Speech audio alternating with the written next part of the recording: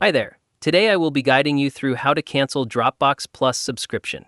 Canceling the subscription is very simple. Before we begin, make sure you're connected to a stable internet connection and that you're logged into the correct Dropbox account.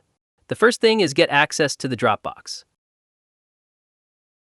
Once you will get access to the Dropbox, it's the first interface that will appear. You'll notice your homepage where all your recent files and folders are displayed. This is your main dashboard. Now, in order to cancel the subscription, click on your profile icon, which is on the right top, and click on the options setting.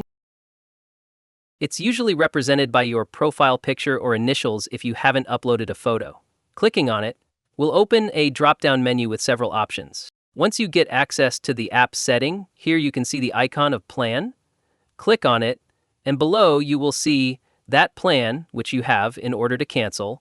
This page gives you an overview of your current subscription, including your billing date, features, and plan type. Click on the Manage Plan, and then scroll down. And here you will see the option of Cancel Your Plan. Make sure to review any important information or benefits you might lose by canceling your subscription. Dropbox sometimes displays offers or reminders here.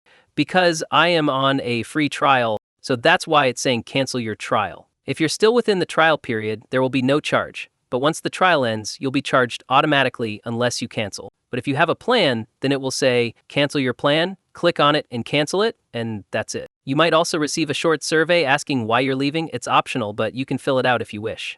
After you cancel, Dropbox will send you a confirmation email. Be sure to check your inbox or spam folder to make sure it went through. And that's it. You've successfully canceled your Dropbox Plus subscription.